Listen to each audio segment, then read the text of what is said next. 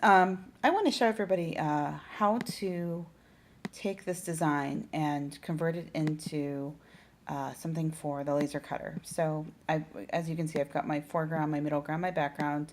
And before I even get into the whole thing about formatting, if this image is not set up correctly, it's not going to work. So in other words, everything in my foreground is touching, right?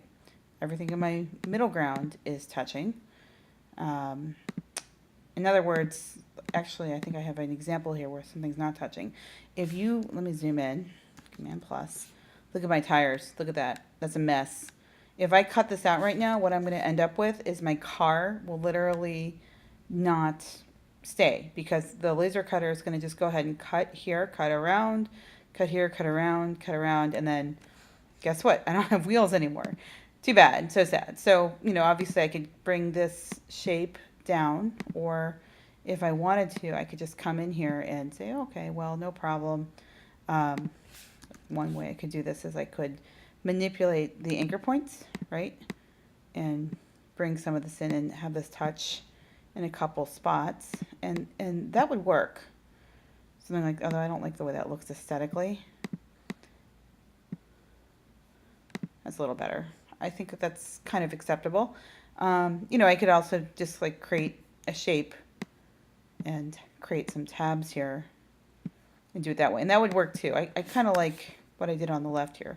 But I need to mention that because if you have just stuff floating around, unfortunately, it just won't work, and that's a shame.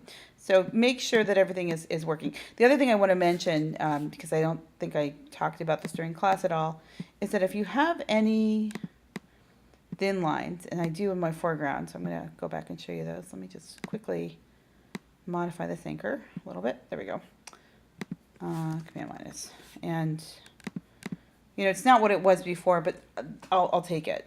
Anyway, what I'm talking about is if you have thin lines like this, let me just draw a line really quickly. Anything that is a stroke of 1 point won't work. It's just too thin. They have to be thicker. In other words, if you did decide to go ahead and use the pen tool, you want a stroke of at least 3 points. So I would actually recommend a minimum stroke of 5 points personally, but and in fact, I think that's what I use, and that worked just fine. Anything under that, you're kind of entering into dangerous territory where the laser just, it fries the paper on both sides, and what's left over is basically a whole bunch of nothing. So make sure your lines are kind of thick. Okay, so everything's touching, right? And I'll just go back and check. And that looks good, right? No problem there. And no problem there. Okay, so I'm ready to get started with the next step, but just wanted to talk to you guys about that. So I'm glad you watched that video.